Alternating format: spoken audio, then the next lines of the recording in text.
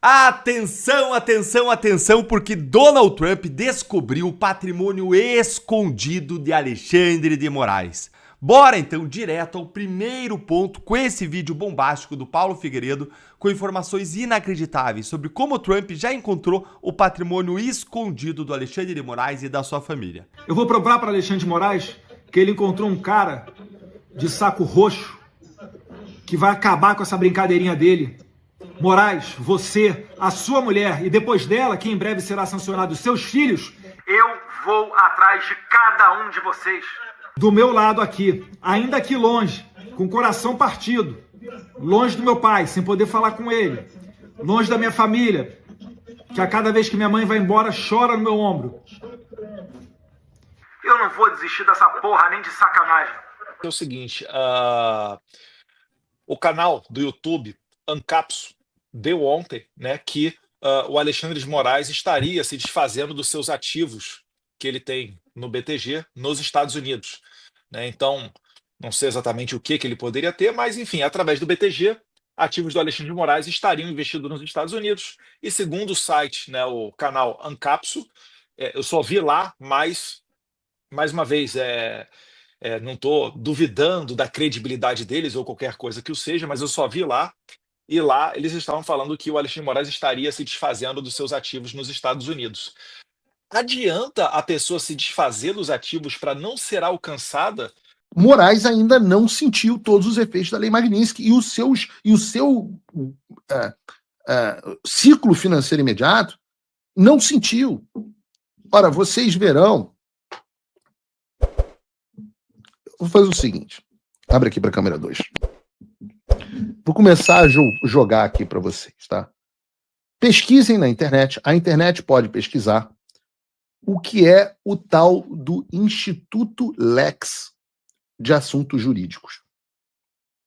Estou compartilhando com vocês informações de inteligência que eu recebi, que eu fui autorizado a começar a divulgar, e os jornais em breve começarão a pesquisar.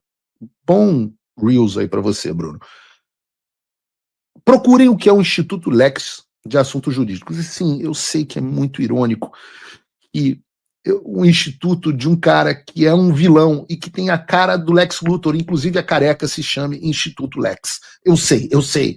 Eu tenho vários Supermans aqui na minha estante.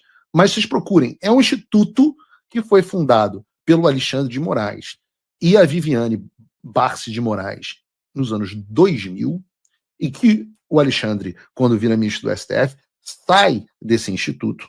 E você tem dentro dele hoje o Alexandre, perdão, a Viviane, a Gabriela, a Juliana e o Alexandre Barsi de Moraes, que é o Alexandre Júnior, que é o filho do Alexandre. Esses são os donos desse Instituto Lex. Procurem na internet a página dele. Não existe. Procurem no Instagram a última postagem feita por eles, em 2017. Aí você vai ver que todo o patrimônio do Alexandre e da Viviane estão nesse instituto. E eu estou falando todo o patrimônio, é que o Alexandre de Moraes é multimilionário. Multimilionário. Do tipo, o apartamento de 25 milhões que ele vive, que é, pelo menos é a residência oficial, é a residência declarada dele, né? Porque ele também vive em Brasília, né? 25 milhões de reais, eu não vou nem dizer o nome do prédio aqui, mas é no Jardim Europa, é do Instituto. Sabe onde é a sede do Instituto? A sede do Instituto é onde era Alexandre de Moraes Advogados, que hoje é Barsi de Moraes Advogados. O Instituto e o escritório da Viviane compartilham a mesma sede. E tem mansão em Campos do Jordão, apartamento no Guarujá, os gringos já levantaram tudo. Adianta, eu pergunto a vocês, adianta sancionar outros indivíduos antes de pegar tudo isso e fazer o Alexandre sentir as consequências da Lei Magnitsky? Não. E é nisso que a gente está trabalhando. Porque para que essa lei tenha esse efeito dissuasivo, o que é o efeito dissuasivo? É o efeito que faz com que os outros vejam o que aconteceu e não queiram fazer igual. Então nós temos um desejo de que haja um efeito dissuasivo contra os demais cúmplices do sistema. O Alexandre precisa ser o exemplo do que acontece quando alguém é sancionado pela Lei Magnitsky. Então, por isso que primeiro a gente tem que focar na plena e efetiva aplicação das sanções. E é essa a minha prioridade, é a prioridade do Eduardo nesse momento. Significa que outros não serão sancionados? Não, pelo contrário. Mas essa expectativa de que, de novo, acho que o Lorival ou outras pessoas estão dizendo nos jornais que vai haver um voto e aí vai ter uma pessoa sancionada pela Lei Magnitsky. Isso é absolutamente real, porque todo o processo de produção de documentação de sanção de alguém é meticuloso, é demorado. Muita gente que acha que é assim que funciona. Eu não posso chegar no Salão Oval da Casa Branca. Ei, Trump! Como diz o Silas Malafaia. Precisamos sancionar o fulano de tal. Assina aqui essa sanção, beleza? Pô, não é assim que a banda toca. A gente está falando de um governo sério, detalhista, centenas de páginas de documentos produzidos, fontes de vários lugares diferentes, traduções, uma explicação detalhada de cada caso. Isso demora muito tempo e muito trabalho. E não seria possível o governo americano fazer isso sem nosso apoio. E eu não falo, então, eu não falo pelo governo americano, sempre deixo isso claro. Mas pelo que eu conheço desse processo, dá para afirmar duas coisas. Mais alvos da Lei Magnitsky devem vir. Isso me parece bastante provável. 2, não no tempo que muita gente quer e que eu gostaria. Mas eu posso dizer que esse trabalho meticuloso, demorado, já está sendo feito. No caso, por exemplo, dessa senhora, Viviane Bastos de Moraes, do seu escritório, do seu Instituto Lex, isso já está acontecendo. Trump voltou à presidência, e isso é um alívio, sem dúvida. Mas o que isso muda no Brasil? Nada, se ninguém fizer nada. A verdade é que a esperança não pode virar passividade. As coisas não vão se resolver sozinhas, e muito menos com textão e xingamento nas redes sociais. Não espere que alguém venha salvar o país por você. Se você não agir, ninguém vai. Eu estou fazendo a minha parte. Eu larguei tudo para me dedicar a isso. Mas sem apoio, esse trabalho simplesmente não continua. Quer saber como pode ajudar sem sair da sua rotina, sem sair da sua vida? Simples. Apoie quem está na linha de frente. Acesse www.paulofigueiredoshow.com/apoie e com apenas $5 por mês você mantém esse trabalho vivo. Se você puder mais, considere a possibilidade de se tornar meu patrono Gold e tenha acesso ao meu grupo privado no WhatsApp, onde você participa das discussões que guiam o conteúdo e muito mais. A diferença entre quem só assiste e quem faz parte da mudança é a atitude.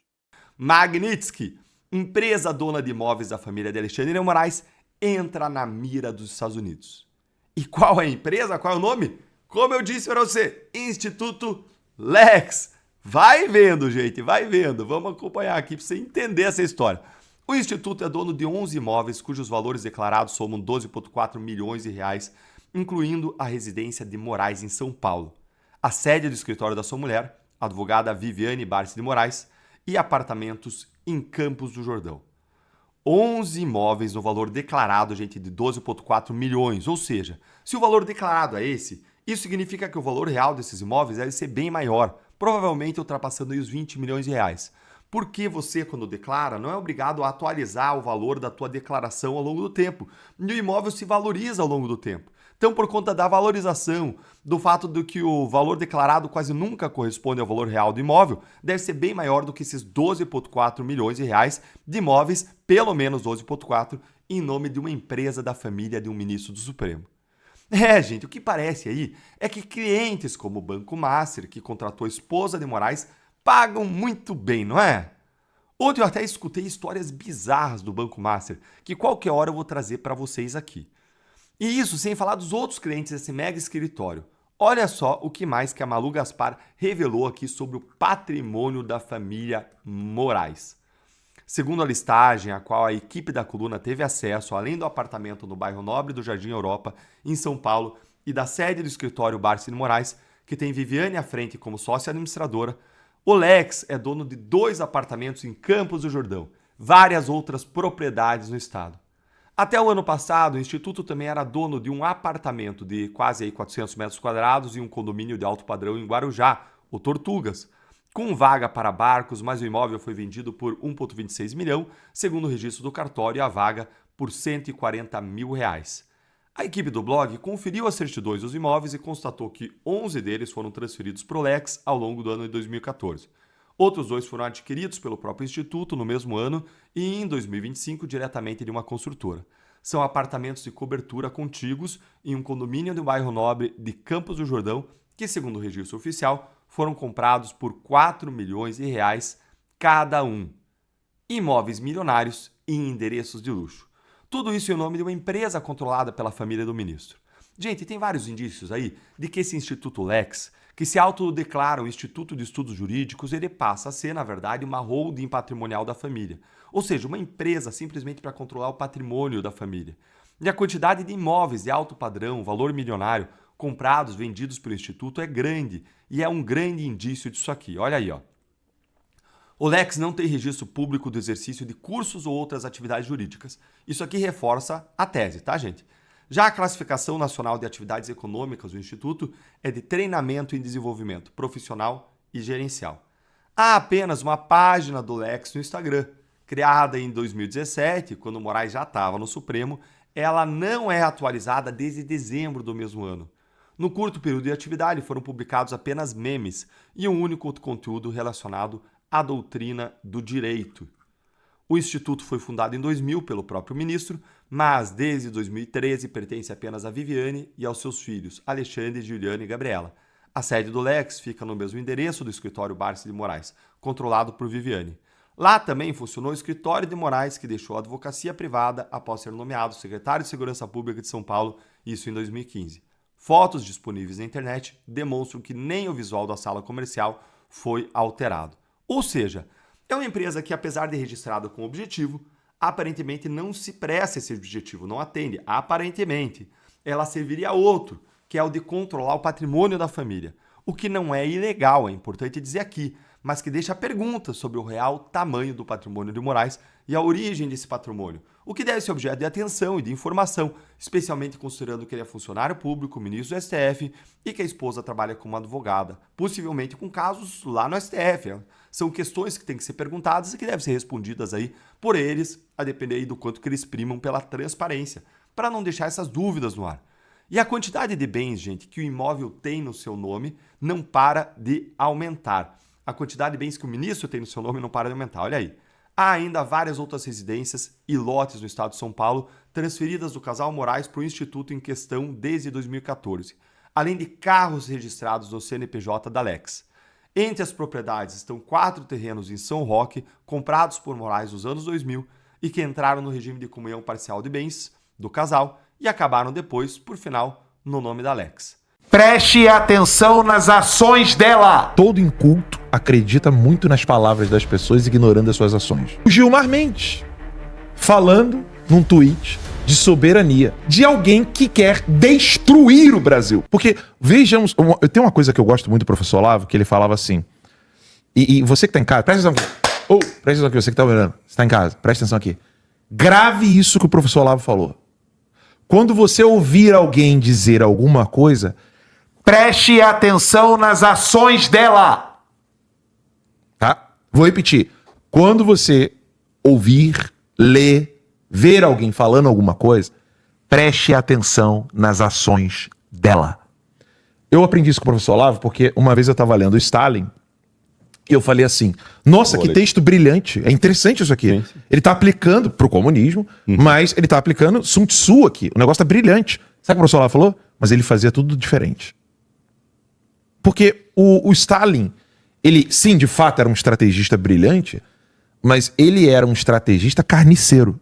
No sentido de que, quando a estratégia não era o suficiente, ele usava o povo russo como carne que coloca na linguiça. Sabe você pegar aquela carne e triturar para colocar na linguiça? Então, por exemplo... Na Segunda Guerra Exato. Inteira, né? O tempo todo. Exatamente. Ou seja, como é que o Stalin venceu o Hitler? Colocando com banho de sangue. Banho de sangue. Banho de sangue russo. Soldados que iam lutar sem arma. Sem arma. Jogava e empurrava. Né? E Aí quando você vai ler o Stalin estrategista, você pensa, ele jamais faria isso. Só que essa é a primeira ingenuidade dos incautos, né? Todo inculto acredita muito nas palavras das pessoas, ignorando as suas ações. Todo inculto ignora as ações e fica preso às palavras. E aí você tem o Gilmar Mendes falando num tweet de soberania, quando ele e o Barroso elogiaram em plenário, no STF, o texto, o argumento e as ações de alguém que quer destruir o Brasil. Qual era o nome do autor que eles citaram lá? Chinês? Você lembra ou não? Quando eles citaram lá, falando do autor chinês, que... Não, eles elogiaram o modelo, ele só errou, ele não falou Xi Jinping, ele citou uma frase de Mao Tse Tung, eu acho, como se fosse do Xi Jinping. Mao Tse Tung e pensou que fosse Xi Jinping, né? Mas a frase era de Mao Tse Tung. A frase era do Mao Tse Tung. Era do Mao Tse Tung mesmo? Porque eu lembro deles elogiando o... Não importa... como é que era? Não importa...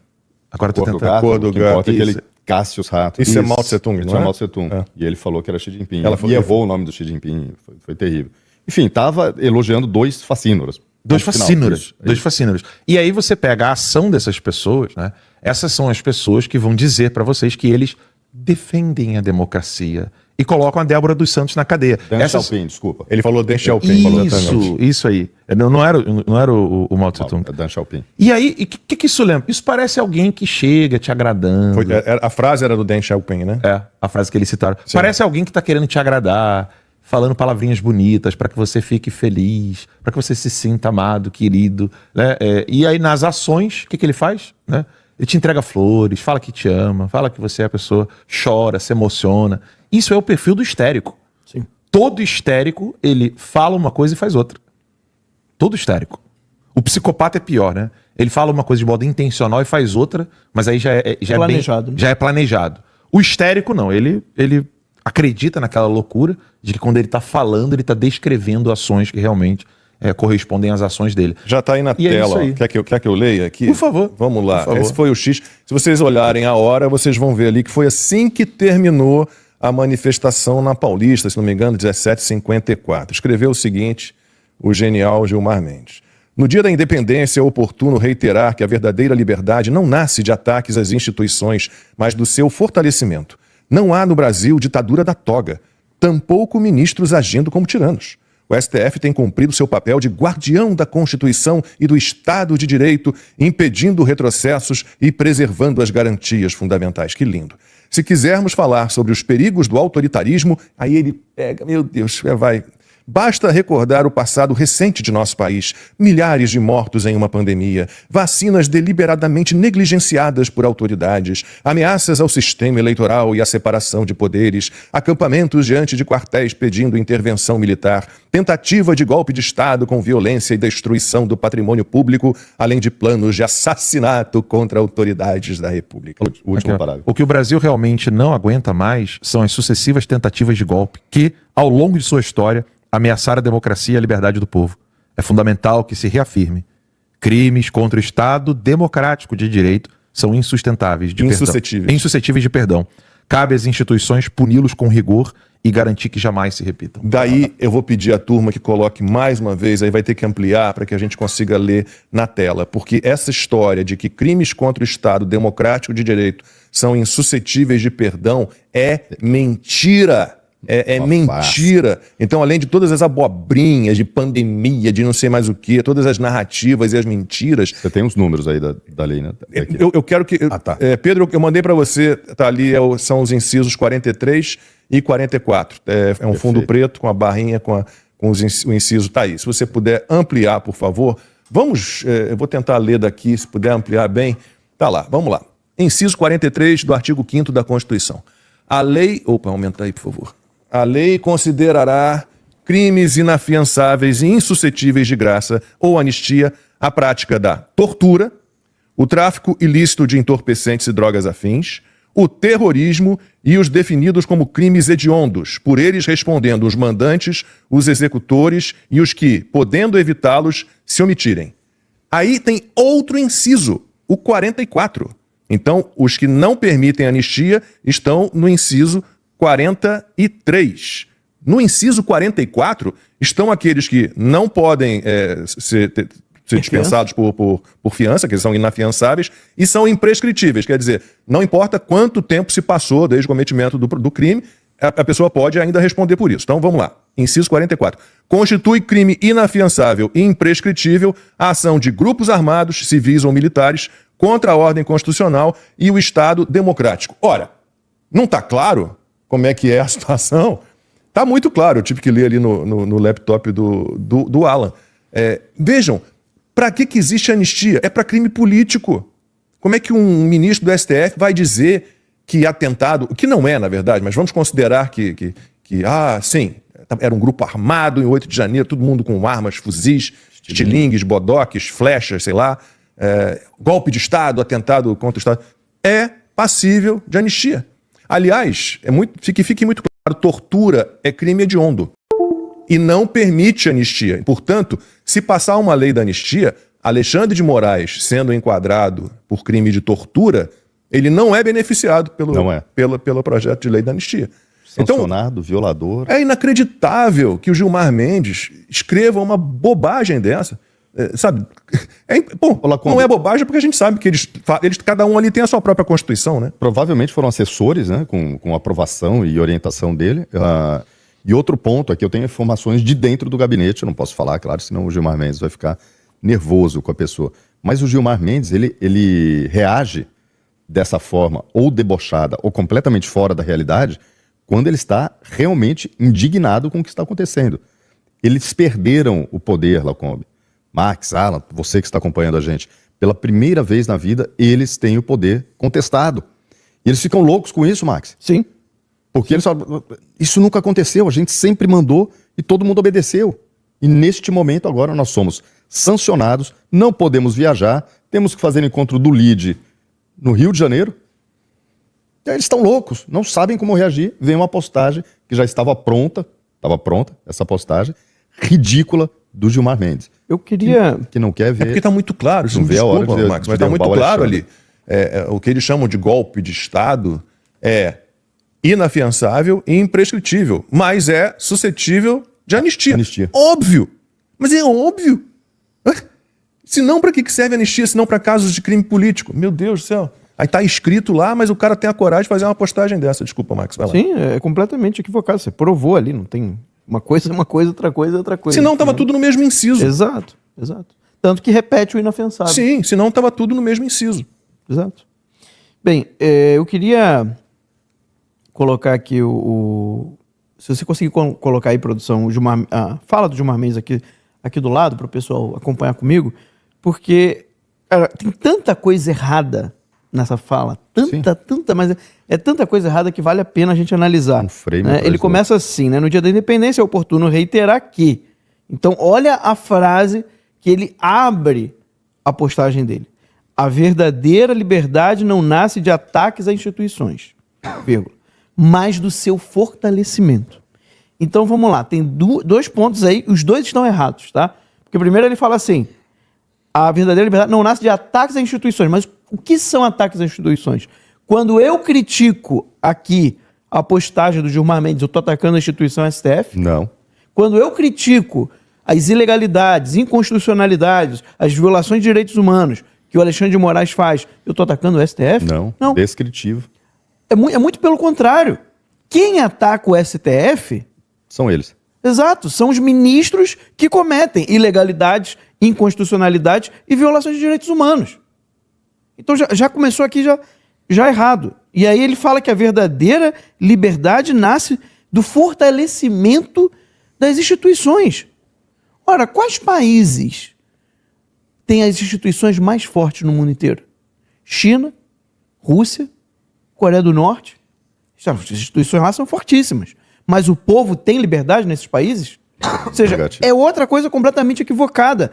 O Capitólio, o Alan que me ensinou isso, me mostrou, botamos até a imagem aqui, né, na frente da timeline, em que em cima do Capitólio você tem a Statue of Freedom, que é diferente da Liberty. que está lá em Nova York, A prostituta. né, que é uma prostituta de modelo, que era baseado na Revolução fraternidade, liberdade da No Revolução iluminismo, Francesa, né? ou seja, era aquela liberdade revolucionária. É isso que está em Nova York. Em Washington, em cima do Capitólio, você tem a Statue of Freedom, que é o quê? Human Freedom, né? É a liberdade humana, tá? É a liberdade do ser humano, é a liberdade individual.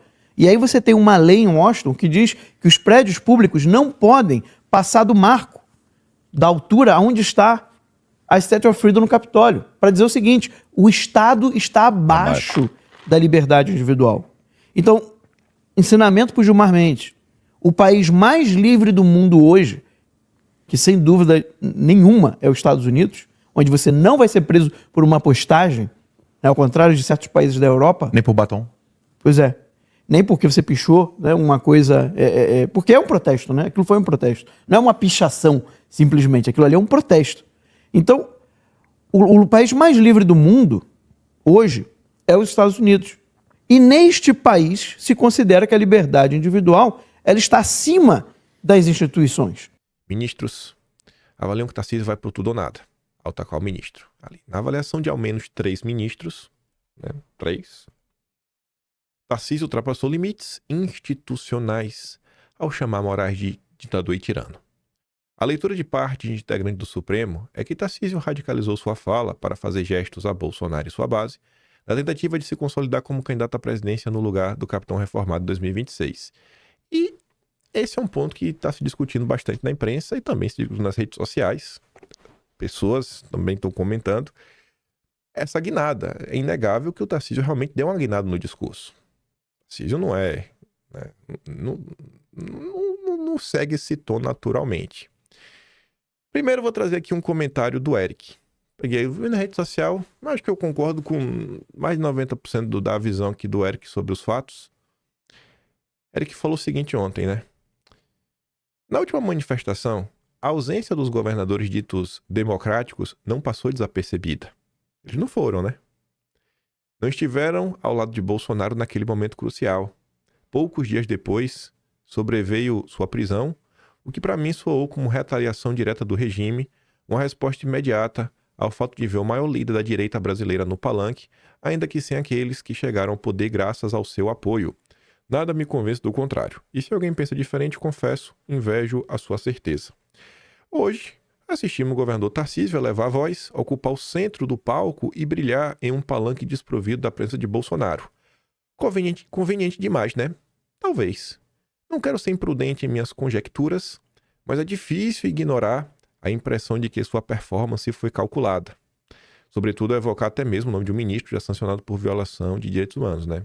Difícil ignorar essa impressão que pode ter algum cálculo nesse discurso. É verdade, falou anistia, isso é um alento. Quero crer que isso seja fruto da pressão popular das redes. Pensar o contrário seria admitir que o tema está sendo tratado como mera moeda eleitoral e nesse tipo de estratégia prefiro não me comprometer. O que eu desejava no fundo era simples. Ver Bolsonaro livre na Avenida Paulista, podendo se manifestar. Não queria ter visto a sua esposa Michelle em lágrimas, tampouco seu filho Eduardo impedido de sequer dirigir-lhe a palavra.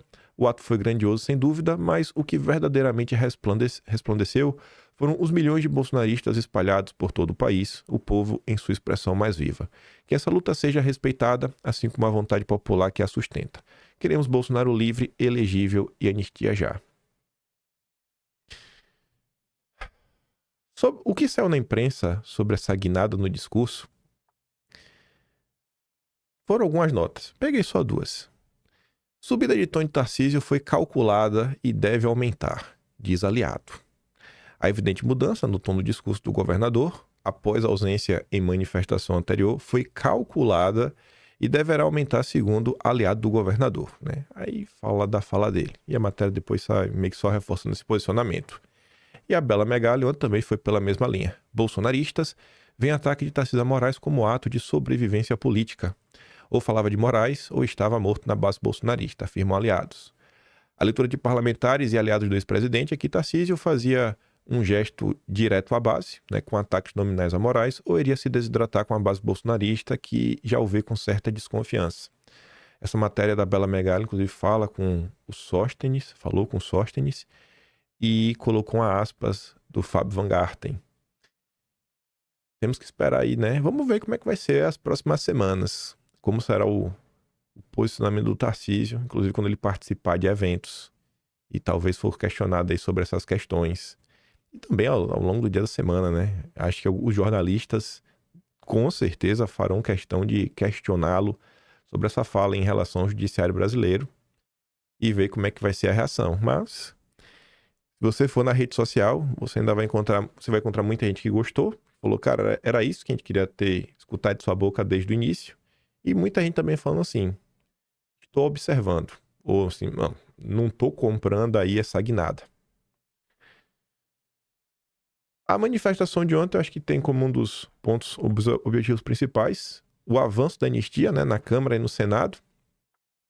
E aí vem a turma da Globo falar que após Mota ser cobrado por anistia, a oposição tenta fazer Câmara definir relator para o projeto. Os deputados bolsonaristas querem pegar o clamor das ruas do dia de ontem, toda essa pressão popular e dar um foco nessa semana no parlamento, né? Aí, ó, eles querem, parlamentares bolsonaristas e de partidos do Centrão vão usar esta semana para tentar dar fôlego a um projeto de anistia, né? Tentar passar essa semana, a previsão que a pauta da Câmara seja desidratada, ou seja, não vai ter nada muito importante, então aproveitar esse vácuo aí para tentar colocar a anistia em pauta. A ideia é nessa semana conseguir escolher o relator na Câmara e eles querem manter o relator que estava na CCJ, que foi escolhido pela Carol de Tone lá atrás, que é o Rodrigo Valadares, que é do União Brasil.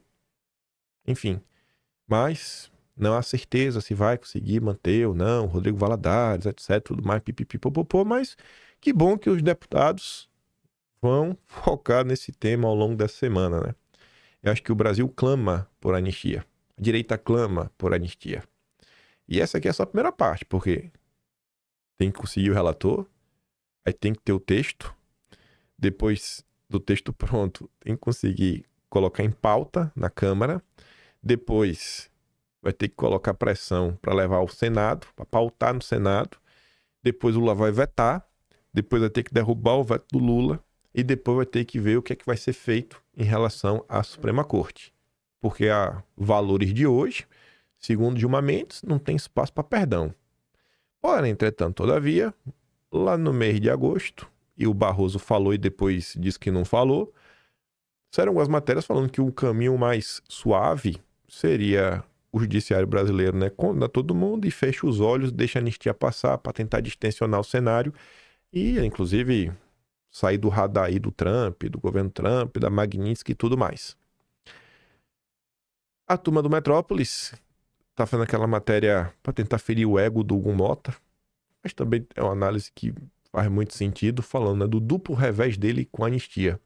Na semana passada, Hugo Mota não só perdeu parte do protagonismo em relação ao tema por Davi Alcolumbre, como ao mesmo tempo irritou o Supremo e o governo Lula. A avaliação de líderes da Câmara é que, apesar da tentativa de Mota, o protagonismo sobre a anistia caiu no colo de Alcolumbre, que se antecipou e avisou que no Senado não se vota anistia bolsonarista. Alcolumbre articula com o Supremo o projeto que reduz as penas, mas mantém punições para Bolsonaro e todos os mentores. Nesse cenário, sobrará para Hugo Mota aprovar a anistia defendida pela bancada bolsonarista na Câmara, um projeto que os próprios líderes admitem nos bastidores está fadada a morrer no Senado ou no Supremo. A preço de hoje no Brasil, eu acho que a coisa ainda não anda. Eu acho que no final do dia... E aí, assim, o pessoal... Na última semana, sem querer ser chato, mas assim não ficou, né? Não, tá lá, ó, Tarcísio, lá, movimentando, enchia, conseguiu isso, aquilo, outro, beleza. Mas eu acho que a peso de hoje ainda não vai. Eu acho que se discute anistia, se alguns temas realmente entraram na mesa, eu acho que é graças a Eduardo e Paulo Figueiredo, o que está acontecendo no Brasil, né, essa pressão, inclusive fazendo a própria classe empresarial brasileira, que voltou dos Estados Unidos, já falando que a anistia tem que ser votada, a própria classe jurídica olhando para o que está acontecendo, e não vai me falar que todo mundo vai peitar, soberania nacional, ninguém vai se curvar. Pelo amor de Deus, né? Apartamento de mais de 20 milhões de reais na mira de sem poder ver, visto perdido, sabe? E até filho sendo afetado. Pelo amor de Deus. Se não fosse de nada, não tinha nem aquela decisão do Flávio Dino em relação a Magnitsky. Você vê a própria percepção dos bancos, mandando um recado que a gente vai ter que cumprir se virem fechar o cerco. Então eu acho que, do jeito que o Paulo Figueiredo e Eduardo Bolsonaro vem comentando, que é necessário meio que fazer valer a Magnitsky, eu acho que na hora que chegar o faça-se valer, a Magnitsky tá aí e não vá achando que você vai conseguir ficar longe dela, né? Não ser atingido por ela. Aí eu acho que a percepção da classe política brasileira e do judiciário, eu acho que tende a mudar um tiquinho. A Globo já tá na campanha, assim, a imprensa brasileira dá como certo que Bolsonaro será destruído. Então, eles já estão direcionando todas as suas forças a falar, ó, não pode passar a anistia. E se passar, cabe ao Supremo aceitar ou não. Aí levaram o ex-ministro do Supremo, Aires Brito, tá ali, ó. O Supremo dará a palavra final sobre a anistia. O Supremo dá a palavra sobre tudo, né? Tudo nesse país é o Supremo que decide. Tudo. Eu não sei nem pra que tem governo. Nem pra que eleger presidente mais. A esquerda também, né, tá totalmente contrária à anistia, mas existem setores na esquerda que não rezam 100% a cartilha do lulismo, né? O lulismo não é a única bolha dentro da esquerda. O Danilo Thomas relembra algo que eu acho que é até incômodo para a própria esquerda, mas acho que qualquer análise honesta deveria seguir nessa linha, que ele fala assim, ó, dá arrepio ver o modo como a esquerda se refere à anistia. Foi a anistia que permitiu a liberdade de presos políticos, a volta dos exilados, a retomada de direitos políticos de muitos brasileiros. Também sou contrário à anistia dos agentes da repressão, mas isso não invalida. Tá vendo, né? Não é um bolsonarista falando isso. Do jeito que se fala da anistia hoje, parece que ela foi um induto aos militares, sendo que ela foi um momento muito importante do processo de abertura política e foi fundamental para a reorganização política do período.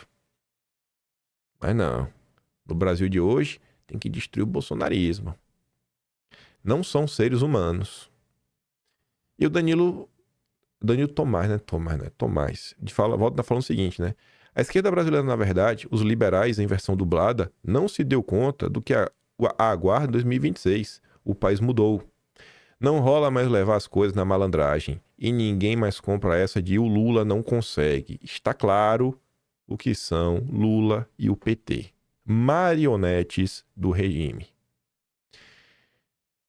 O Diego Pablo aqui, em poucas palavras, né, 2 tweets curtos, ele traz uma situação que aconteceu em outros países e que eu realmente concordo com ele que isso aqui não se debate dentro do debate público brasileiro. Israel, Nova Zelândia, Canadá e África do Sul foram 4 países que as elites políticas, de forma deliberada, transferiram poder para as respectivas cortes supremas, a fim de manter a sua hegemonia política. É a tese da preservação hegemônica, estudada com detalhes por Ron Ushel, não sei como é que se fala sobre o nome desse cara. O fortalecimento do judiciário não cai do céu, não é obra do acaso. É muita ingenuidade o debate nacional ignorar essa premissa elementar. As pessoas falam da intervenção do judiciário na política, como se isso não interessasse ao establishment político, sobretudo o establishment econômico. Quantas vezes vocês já não ouviram alguém falar o seguinte: esse pessoal aí às vezes tem interesse de avançar com políticas públicas, mudar leis. Quando eles têm que discutir isso na Câmara, são 513. No Senado, são 81.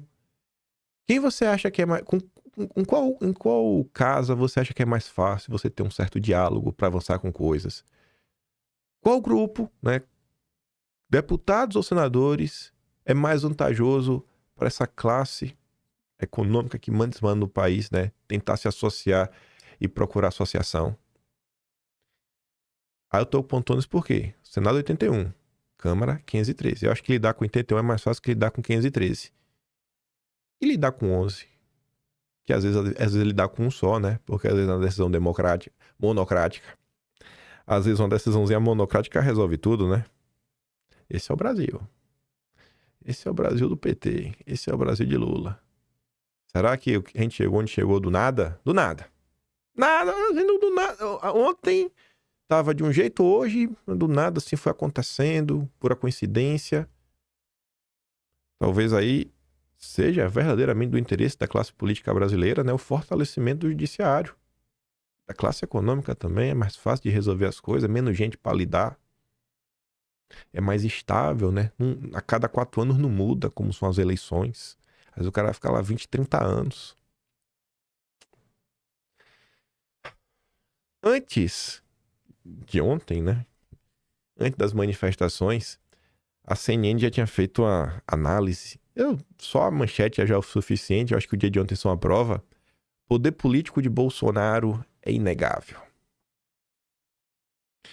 E aí a matéria da Clarissa Oliveira, ela parte da seguinte estratégia: olha, depois de tudo que aconteceu todos esses anos, tudo que já foi revelado contra Bolsonaro, ele segue como líder inconteste da direita brasileira. Meu Deus, o que é que pode acontecer? E é por isso que todos querem a sua bênção para se lançarem candidatos. É aquela ladainha que você sabe que a imprensa adora fazer, né? Pois bem, essa percepção é óbvia para qualquer pessoa, sabe, minimamente bem intencionada, minimamente justa. E temos aqui o grande Emílio Surita, que por 2 vezes aqui nos últimos dias fala sobre Bolsonaro. Essa daqui com Zuckerman. Irretocável. Emílio manda real do jeito que só ele sabe. Direto e certeiro. Sem a bênção de Bolsonaro, esses caras não seriam ninguém. Tarcísio, Tereza Cristina não seriam nada, não seriam ninguém.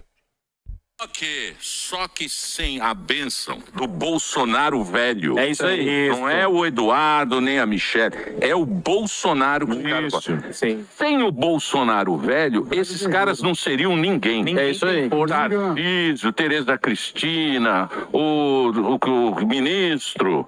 Não seriam nada. Não seriam ninguém. É isso. A grande realidade é essa. Então o que acontece? Eles querem ser, mas eles não podem falar Bolsonaro. O Bolsonaro, eu amo o Bolsonaro, mas eu vou me candidatar.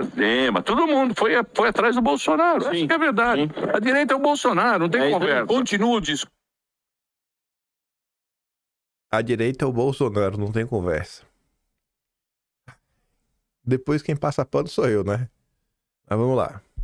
Né? Você pode ver, né? Quando o cara sobe no palanque, ele tá pegando uma ramificação do discurso do Bolsonaro. Claro, pelo Bolsonaro. Sim. Tanto que teve agora, quando teve. A gente vai ver essa manifestação. Agora me fala quantas vezes o Bolsonaro foi traído. Diversas vezes. Quantas vezes? Foi diversas vezes. Inclusive por todos. Imagina se você é o Bolsonaro. Não, a questão eu concordo com você que, né? Mas tomou facado, caramba, tá lá. E é isso que eu tô trazendo. O discurso do Eduardo é relacionado ao que você tá falando.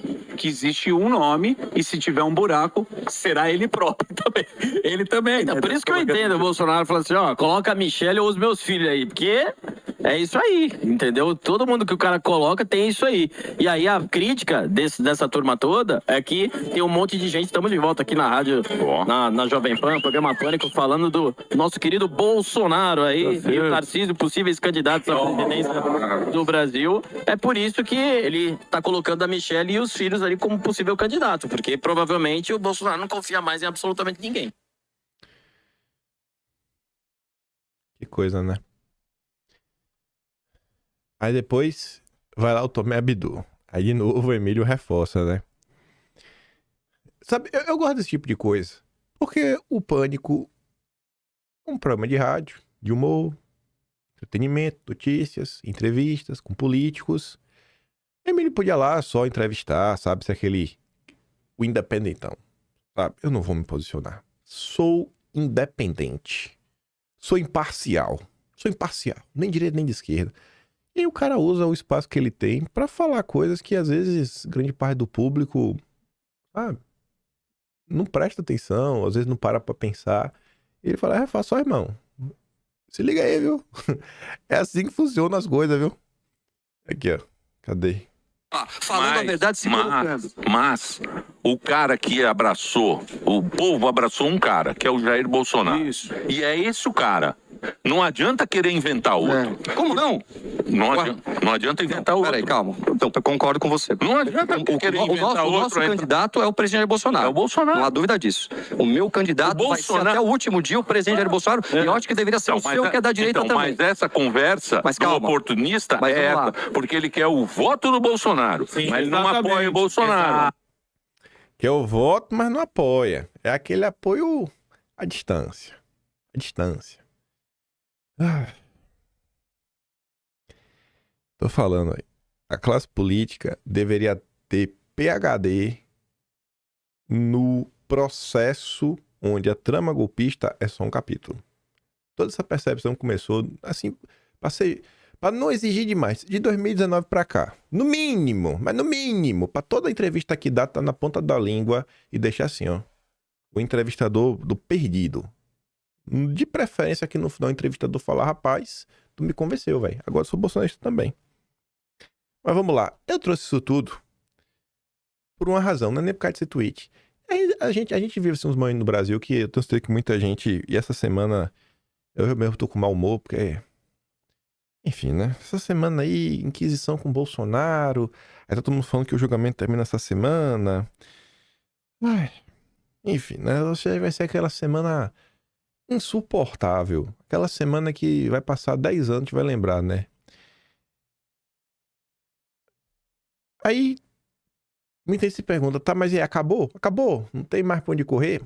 Obviamente que não. E aí eu quis trazer uma coisinha pra mostrar pra vocês, que eu acho que o tempo provou que os pessimistas estavam errados. Eu acho que serve de exemplo para mostrar assim, cara, não tem chance de voltar para trás, arredar, né, tirar o pé. Não, é continuar fazendo o que a gente já tá fazendo todo santo dia, triste, chateado. Eu mesmo tava com a menor vontade de estar aqui, tô aqui hoje porque tem que estar e acabou. O Israel Massa fala assim, ó. Centrão articula chapão com Tarcísio, presidente, Zema vice, Bolsonaro indicando senadores após condenação do Supremo. PLPP União Brasil planeja uma mega aliança para 26 com apoio do PSD nos principais estados do país. Aí o Vinícius faz aqui uma pequena linha do tempo. 2023. Bolsonaro é o candidato à presidência da União, da direita e escolherá os senadores. Bolsonaro escolheu todo mundo. Esse que era o plano. Aí muda para 2024. Bom, o candidato será Bolsonaro o que ele indicar, né? E aí abre o espaço. Aí vai para janeiro. Se Bolsonaro estiver elegível, né, vai ser ele. Se não, governador democrático. Aí fevereiro. Seria Bolsonaro, mas Tarcísio e Michel dá no mesmo. Aí passa mais um tempinho. Bolsonaro vai escolher Tarcísio, precisamos de um vice, né, que componha. Bolsonaro precisa vencer, né, a todo custo. Aí já pula mais um pouquinho. O candidato é Tarcísio, né, Bolsonaro queira ou não, o vice será um governador democrático e Bolsonaro pode escolher os senadores. Aí vai 2026. Quem vai parar o apetite do Centrão em descolar-se do bolsonarismo e manter os votos de Bolsonaro? Porque o tempo vai passando, isso vai acontecendo, né? E vai acontecendo. E aí, depois você termina sem nada. Termina de mãos abanando. Mas, para os pessimistas e quem tá chateado, vamos voltar no tempo.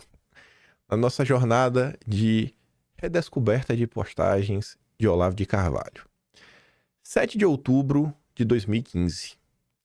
Em março, a massa enfurecida clamava por um líder revolucionário que a conduzisse para a vitória rápida e fulminante sobre o estamento burocrático. Criador e protetor do Partido Ladrão. Mudou alguma coisa até agora? Não. Em vez disso, ali em 2015, encontrou cultores da estabilidades das nossas instituições. É o mesmo papo de agora, né? Aspirantes a um lugarzinho no parlamento. Bacharéis polidíssimos. E meninos ansiosos de 15 minutos de fama. Nunca um movimento tão grandioso teve porta-vozes tão pequenos. Essa postagem acho que não traz esperança, só mostra que acho que o cenário não mudou muito. E acho que também é uma grande crítica, né, aos nossos parlamentares, políticos, representantes, essa galera do deixa disso, né, do Estado Democrático de Direito. Aí você pula para agosto de 2019, primeiro ano do governo Bolsonaro. Muito antes da eleição do Bolsonaro, avisei que o candidato conservador, se eleito, teria contra si gigantescas forças internacionais. Não creio que aqueles que se aproveitaram do sucesso de Bolsonaro para eleger-se deputados e senadores estejam preparados para lidar com essa ameaça. Estavam? Não. Não estavam. E se tratando de gigantescas forças internacionais contra Bolsonaro, o que é que o ano de 2022 nos mostrou, né? Até a CIA estava no Brasil. Com raras e honrosíssimas exceções, esses vagabundos só pensam em subir na vida. Estão pouco se lixando para o futuro do país. E a mídia, por seu lado, está 100% aliada aos agressores internacionais. Só um povo unido pode salvar o Brasil. Não é a união da direita, é a união do povo. Você vê que da postagem de cima para a postagem de baixo foram 4 anos. Em 4 anos, uma mega movimentação popular que não tinha nenhum líder, só tinha um oportunista, não só conseguiu encontrar um líder, como conseguiu já a presidência da República. Faltou apoio. Faltou gente para levar o projeto à frente. E aqui, também esses dois, né? Todos que votaram no atual presidente estão amordaçados. Só podem falar pela internet. A opinião majoritária dos brasileiros está proibida em todos os meios de comunicação. Só a elite dominante pode falar nos jornais e na TV. Que é isso, não ditadura? Vocês não viram ainda o que é uma ditadura fascista. Ajudem a derrubar Bolsonaro e verão. Tem um comentário aqui pra galera, né? Que adora meter o pau em Bolsonaro. Adora, né? Ai, Bolsonaro isso, Bolsonaro aquilo outro. O Brasil pós-Bolsonaro tá melhor ou tá pior? Mas a postagem é essa daqui, ó. 24 de janeiro de 2016. Veja que um cenário que era apocalíptico, regado de desesperança, iria mudar por completo em 2 anos. Pela união do povo, né? O povo unido, como ele fala aqui no final, que foi exatamente o que levou Bolsonaro à presidência da República. 24 de janeiro. Olha como era o cenário. Isso não era quem estava vivendo agora, que às vezes parece um cenário de desesperança. Toneladas de provas, legiões de testemunhas, escândalo atrás de escândalo. Eu não tenho isso em relação ao que o regime anda fazendo. A Vaza Toga já está na parte 3. Talha ferro. 2 milhões de pessoas nas ruas gritando indignadas. Não sei quantos pedidos de impeachment. Nada disso arranhou, no mais mínimo que fosse, o esquema de poder comum no larápio que continua dominando o país com um punho de ferro e o apoio ostensivo das Forças Armadas. Nada pode contra o Estado aparelhado. Mas como teriam os mágicos do PT aparelhado o Estado se antes não estivesse dominado a mídia, canais de cultura, sistema educacional, todo mais que a estratégia gramsciana recomenda aparelhar antes mesmo de qualquer tentativa de tomada do poder? O Sr. Osterman se gaba dos 2 ou 3 peidinhos que ele e seus meninos deram contra o governo. É o Fábio Osterman, que é do Partido Novo até hoje. Os meninos estavam falando do MBL na época. Mas onde é que eles estavam, né?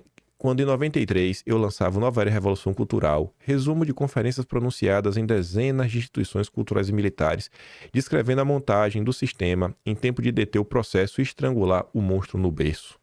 Os 15 Holiday, na época, não eram nem espermatozoides. Mas onde estavam as mentes iluminadas dos liberais e libertarians, né, os libertários, bem como as altíssimas inteligências das Forças Armadas?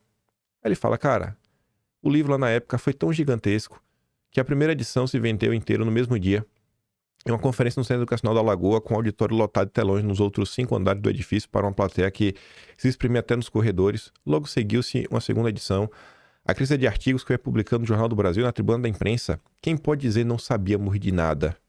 Quem, tendo mantido na época uma atitude hesitante e omissa, pode vir hoje gargantear que devemos trabalhar mais pelo país e buscar menos reconhecimento, quando tudo o que vem fazendo ele e seus meninos é cavar reconhecimento por tudo o que jamais fizeram de certo e pelo muito que fizeram de errado. Esse era o cenário em 24 de janeiro de 2026. Terra arrasada. Nada mais adianta. O gigante acordou, o gigante dormiu, não foi para lugar nenhum, e aí? 2 anos depois, Bolsonaro está reeleito. 2 anos depois, Bolsonaro está reeleito. 2 anos, aqui é 24 de janeiro, então tem o ano de 2016 inteiro, o ano de 2016, 3 anos depois. Quase 3 anos. Quase 3 anos. Eu acho que Bolsonaro chega primeiro, pelo próprio trabalho que ele realmente fez ao longo dos anos, criando, né, toda a persona, o que é Bolsonaro, as suas ideias. É um cara com ideias, é um cara com discurso, é um cara que soube conquistar. Veio relativamente um trabalho cultural na época e desembocou, né, passando trator em tudo e em todos. A gente tá eu acho que a gente tá nesse momento mais ou menos aqui, ó, agora, né, 9 anos depois. O tempo passou aí, tem a galera que nunca fez nada, querendo surfar onda, União da Direita, Bolsonaro me indica, me dá meus 15 minutos de fama, mas tá aí. Eu tenho fé que, assim como lá atrás, quando ninguém dava nada, o negócio virou. Eu acho que o pessoal tá subestimando, né? E de forma óbvia, gente, nenhum país do mundo, perseguição, conseguiu destruir nenhum movimento político. Pelo contrário, todo movimento político que foi perseguido, em determinado momento ele chegou ao poder, ou ele voltou ao poder.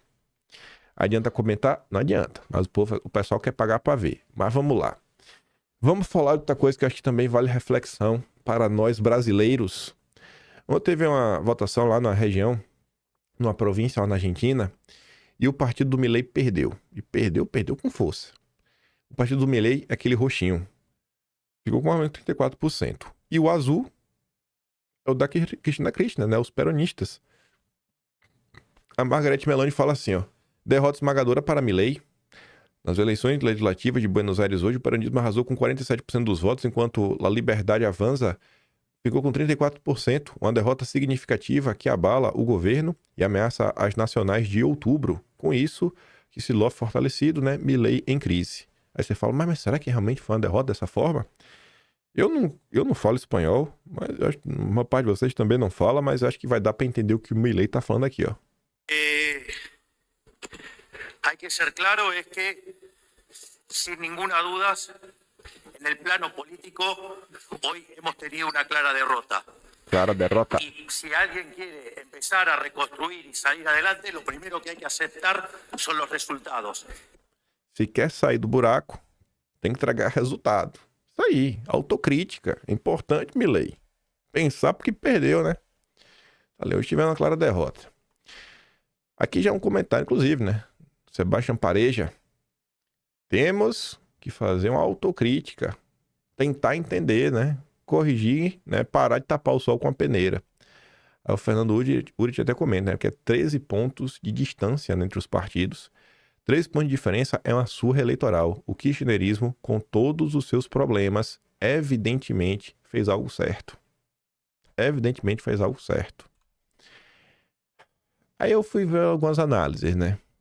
Acho que, primeiro, o escândalo de corrupção envolvendo Karina, com os áudios vazados ligando a irmã dele, que é chefe de gabinete, a supostas propinas de até 3%. Isso realmente tá rolando. Engraçado que isso daria uns $28 mil por mês, comprado ao Brasil seria uma piada. 2. Atingiu a meseta de crescimento, aí vem recessão, desemprego, crescente desvalorização do peso, acima de 1.400 por dólar, intervenção no câmbio, queda real nos salários, isso acho que pesa muito, que gerou descontentamento generalizado, especialmente de classe médias e baixas e aposentados, cortes em gastos sociais, muito corte de gasto, e talvez até um certo tom de desprezo por incapacitados. Teve umas medidas do Milei aí, inclusive pessoas com doenças sérias que não tiveram mais atendimento do Estado. Perdas recentes, como a anulação de vetos presidenciais, deixaram a imagem de fragilidade no governo dele e hoje foi a queda no core eleitoral, 65% de participação, indicando uma desmobilização de apoiadores de Milei. Aí pra vocês verem notícia dos últimos dias, né? Isso aqui pouco se comentou nas bolhas da direita, porque Milei de direita, né? Então o pessoal vai para debaixo do tapete. Não comentei porque isso aqui, sei lá, não conectava nada com o Brasil. Eu não sou fã do Milei, então tô nem para ele. Escândalo de corrupção envolve Milei.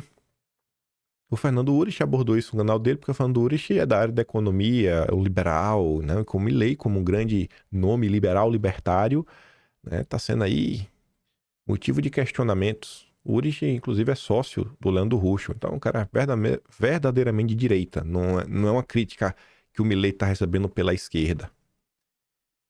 Tesouro da Argentina anuncia intervenção no câmbio para estabilizar peso após denúncias sobre irmã de Milei. E realmente teve isso. Né, tiveram que intervir pesadamente. As reservas baixaram de forma considerável. A Argentina já teve que recorrer ao FMI um tempo atrás. O governo toma medida após moeda desvalorizar e rendimentos de títulos soberanos caírem. Tentativa é evitar aprofundamento da crise gerado pelo suposto envolvimento de Karina Milei com propina.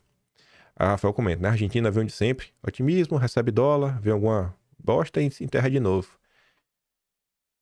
Entenda por que o ultraliberal Milei decidiu intervir no câmbio argentino. O governo vinha levando taxa de juros de referência no país em tentativa de conter a alta do dólar, mas a estratégia não se mostrou suficiente. Ou seja, estava aumentando a Selic. Aumenta. Eu tenho minhas críticas a isso, né? Acho que você resolver toda a economia só aumentando, diminuindo taxa de juros, eu não acho que esse é o caminho que vai levar a algum lugar. Mas tudo bem. E aí você vê que já estamos neste ponto aqui, né? Milei abandonou o perfil liberal e mostrou sua fase esotérica de jornalista. Pronto, agora o Milei não é mais liberal. Distorceram Adam Smith. Oh, minha Nossa Senhora. Eu trago tudo isso daqui, gente, pra colocar na mesa que será, velho, que o problema do Milei não gira em torno exatamente da agenda liberal maluca dele, que eu acho que por onde ela passou, normalmente ela não traz um resultado que a população sente no bolso. Indicadores macroeconômicos, beleza, PIB, controle da inflação, etc. Realmente você tem que resolver, de preferência tá crescendo. O Milei conseguiu fazer isso em parte, mas a que custo? E tem alguns eventos do Milei que eu acho que são curiosos, que às vezes as pessoas não param para refletir. Quer um exemplo? Milei foi no Fórum Econômico Mundial. Foi aplaudido. Vocês não acham isso estranho? Como é que Milei vai lá, faz um discurso e é aplaudido? Na época, o Valor Econômico, que é do Grupo Globo, pontuou que o aplauso foi porque a turma lá do Fórum Econômico Mundial achou isso muito interessante. Como um cara que promete cortar benefícios do povo conseguiu ser votado de forma tão expressiva. Você tem meio que uma chave do sucesso. Nem imagina você conseguir replicar Mileis por aí. O povo tendo perda salarial, perdendo benefício e tudo mais, e o povo votando. Eu espero que o Milei dê certo. Porque assim, Milei dando errado, isso não tem como desfazer. Como teve muita gente lá atrás que apoiou o Milei, e a gente tem que se colocar na pele do afegão médio, o afegão médio, ele não vai se aprofundar na política. Então ele sempre vai ter aquela visão seguinte, ó, se tal país a coisa tá indo bem e aquele cara é de direita, olha, a direita é um caminho bom. Se tal país que a direita tá dando errado, olha, a direita é um caminho ruim. Então eu realmente torço pro Milei dar certo. Eu não acho que vai dar. Sempre foi minha percepção. É uma situação complicada, a situação da Argentina, mas enfim, né? Essas coisas que aconteceram. Aí teve outro caso, aquela parada da criptomoeda. Não sei se vocês chegaram a acompanhar isso na época, mas o Milei, ele ajudou a divulgar um esquema de pirâmide de criptomoeda. Ele até depois correu para pagar o tweet, aí botou uns pano quente. Teve uma galera que perdeu muito dinheiro. Isso não é um posicionamento de presidente. Se fosse no Brasil, na época acho que eu comentei em vídeo, até falei o seguinte, né? Gente, sejam honestos, se fosse o Lula fazendo isso daqui, uma pirâmide, o povo perdendo dinheiro, como vocês reagiriam? Eu acho que a gente tem que refletir, sabe? As pessoas que nós apoiamos, tentar entender um pouquinho por quê. O Bolsonaro, cara, esse daí eu acho que já se provou ao longo das décadas que tem a cabeça e principalmente o coração do lugar certo. Aí mais uma postagem do Olavo, que eu acho que serve aí pra direita fazer autocrítica, que o Milei tá propondo aos argentinos. Ele fala assim, ó, o pensamento liberal conservador já existiu no Brasil. Olavo fala isso em 2013. Os nomes Joaquim Nabuco, Camilo de Oliveira Torres, Leonel França, Gustavo Corsão, Paulo Mercadante e tantos outros bastam para aprová-lo. Algum de vocês conhece essas pessoas? De nome só. Dos que conhecem por nome, algum de vocês já leram algo dessas pessoas? Será que o mundo nasceu ontem? Será que não deveria ter, inclusive, uma busca, né, uma tentativa de entender de onde vem o pensamento, a origem das ideias que giram em torno da direita no momento atual? Eu estou em busca de tentar compreender mais um pouco o passado. Um dia eu vou entender, mas estou buscando. Hoje existe apenas uma opinião conservadora muito chinfrim, cujo alcance intelectual não vai além do puro jornalismo. Para ser um pensador, é preciso mais do que falar mal da esquerda. Por isso que, assim, Tem gente que às vezes eu vejo uns comentários que eu sei que o pessoal faz me elogiando. Fala assim, não, sei lá. Às vezes o cara quer me comparar ao Olavo de Carvalho. Fala, obrigado pelo elogio, mas, gente, não cabe. Eu conheço o tamanho de minha insignificância. Eu sei falar mal da esquerda, eu sei desmentir o que sai na imprensa, mas você dá o próximo passo, chegando no ponto realmente de pensador, calma. Entende o tamanho da tua insignificância. Eu acho que eu sei o tamanho da minha. É preciso um sério esforço de compreensão da realidade, um enfrentamento com as questões maiores da alta cultura e não só com as polêmicas locais do dia a dia. Os últimos pensadores liberais conservadores que restam são João Oliveira de Meira Pena, Antônio Paim, quase centenários, e Ricardo Vélez Rodrigues, que é venezuelano. E olha que curioso. Semana passada, eu trouxe um recorde do Nildo Orix no Três Irmãos, que o Nildo Orix leu o Olavo, fez uma análise honesta, um recorde que eu trouxe que é de quase 6 minutos, e ele fala, quando eu li o Olavo, eu vi, eu posso discordar desse cara, eu posso ter 1000 opiniões sobre esse cara, mas esse cara estudou. Esse cara tá falando com embasamento. E eu consegui ver, para que eu já vi esse pensamento em algum lugar. O Nildo Orix é um professor de esquerda, mas que ele não só lê livro de esquerda, ele falou... Eu li o Mises, eu li o Hayek, eu li o Adam Smith. E ele falou, quando eu li a obra do Olavo, ele leu, ele falou, eu consegui ver traços das ideias do Antônio Paim, do Vélez Rodrigues. Ele não falou do Meira Pena, ele falou de outra pessoa. Ele falou do Paulo Mercadante. Então você vê, às vezes uma pessoa que está na esquerda, às vezes não, isso é muito raro, mas existe uma pessoa na esquerda nesse país que às vezes tem mais conhecimento das pessoas da direita que a própria direita deveria ter e não tem. E aí se quer se criar um movimento robusto. Deixa eu voltar pro tema anterior, né? A gente cobra muito de Bolsonaro. Bolsonaro vai lá! Resolva tudo, Bolsonaro! Sozinho, vá lá! Você não é o bravo, você não é o mito. Será que se Bolsonaro tivesse aliados com um pouco mais de, de conhecimento? Olha que... Sobre as picuinhas locais, que é o que eu tô falando, né? Conhecer a própria história da perseguição da direita, tem muita gente que não conhece. Na boa, acho que se eu pegar muita gente e começar essa batinar, o povo passa batido. A própria história da perseguição da direita, nossos parlamentares, políticos, representantes não conhecem. Imagine um amplo conhecimento realmente sólido, pra gente conseguir entender o país com suas nuances. Porque, gente, veja só. O que é que normalmente arrasta? Além do exemplo, são ideias. E a forma como essa ideia é vendida. Se você vai para uma entrevista, para qualquer lugar, você só fala platitude, platitude não conquista. Vê quando o cara coloca assim umas ideias mais organizadas, traz aquela polêmica. Eu tenho certeza, sem querer ser arrogante, que quando eu vou em qualquer um desses locais, eu acho que isso inclusive abriu para mim algumas portas fora da bolha da direita, quando eu vou e conto algumas histórias que foram lá para os dossiês históricos, por ser um negócio que não é comum, por ser incomum, e o cara, caraca, velho, olha como esse menino tá conectando vários fatos. Isso chama a atenção, isso meio que conquista e abre portas. A importância da galera ter algum tipo de formação exatamente é essa, para na hora de falar, encantar. Esse encanto carrega. O Olavo é a prova viva disso. Ele mesmo dizia, eu posso morrer feliz, porque acho que eu nunca vi nenhum filósofo realmente ser reconhecido em vida. Ser tão reconhecido, inclusive, por tantas pessoas diferentes. Mas é isso, né? Não creio que aqueles que se aproveitaram do sucesso de Bolsonaro para se eleger estejam preparados para lidar com essa ameaça. Não é uma grande parte das nossas críticas, que nossos deputados parlamentares ficam só de lacração na rede social, dando mitadinha, comentando postagem, fazendo vídeo, que isso o próprio povo pode fazer. Eu acho que a população quer um pouco a mais. Mas, enfim, posso ter até um diálogo polêmico com esses pensadores, com eles e com mais ninguém neste Brasil. Não há também nenhum pensador de esquerda neste país, é verdade, apenas palpiteiros, marqueteiros e agentes de influência.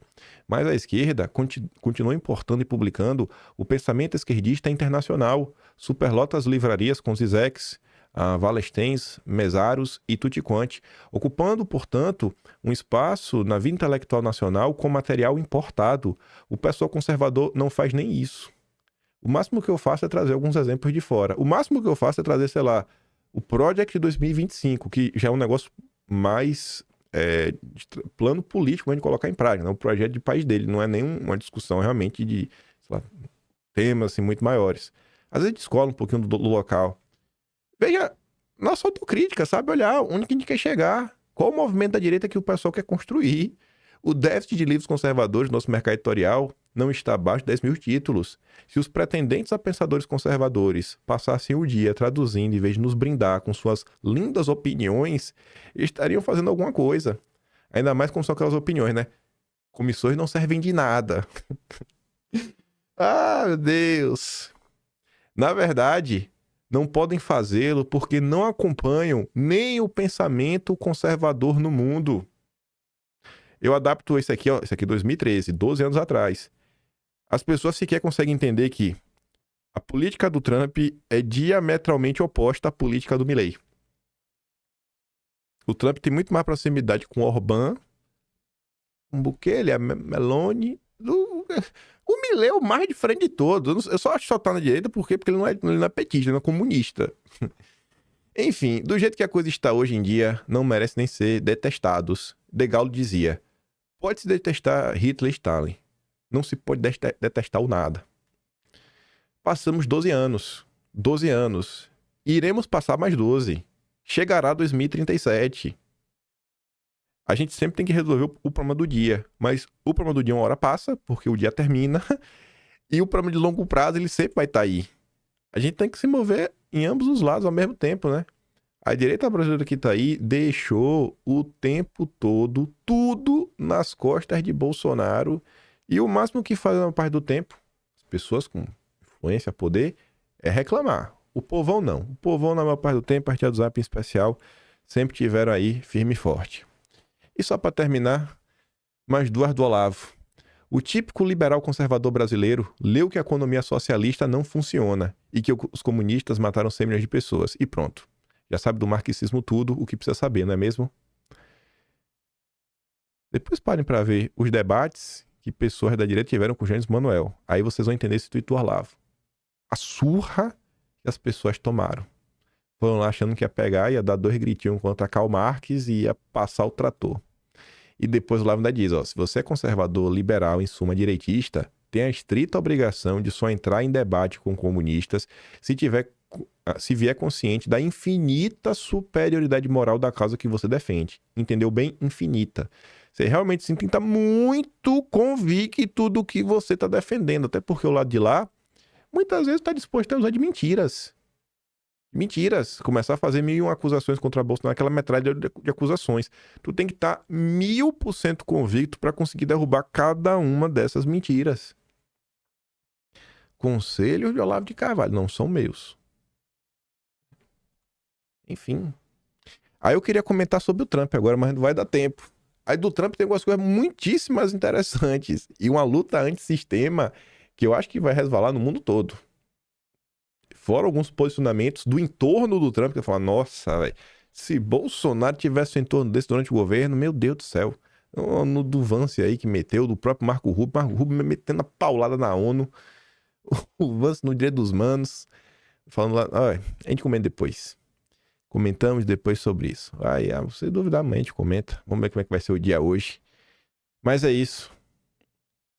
Vocês vão se contentar só com o antipetismo? Eu acho que não dá pra exigir mais nada de Bolsonaro, viu? O pessoal devia só orar todo dia por ele e agradecer por tudo que esse homem já fez. E falar assim, ó, Bolsonaro, por favor, vai, perdoa a gente, vai. Por a gente não ter sido, sei lá, bom o suficiente do teu governo. E vamos ver, né? Como é que vai ser aí os governadores democráticos, como é que vai ser o dia de hoje, como é que as pessoas vão se portar depois do dia de ontem, como é que vai ser tratada a pauta da anistia, se realmente vão botar pra andar, ou é só pra inglês ver, vai ter um uso eleitoreiro. Enfim, eu vou mandar o vídeo do Emílio que eu dei play, lá no Telegram, os dois. Se vote em mim na Best, não votou ainda, primeiro link da descrição. E se gosta do meu trabalhinho, quiser me ajudar mais, né? Passar no canal, tem um Tony Valeu, tem um Patreon na descrição e tem um Atlas Brasileiro, kimpai.com.br. Vejo vocês amanhã. Será aquela semana insuportável? E é isso, né? Que Deus abençoe esse país. Aquele grande beijo e abraço, tamo juntos. Falou, galera. Fui.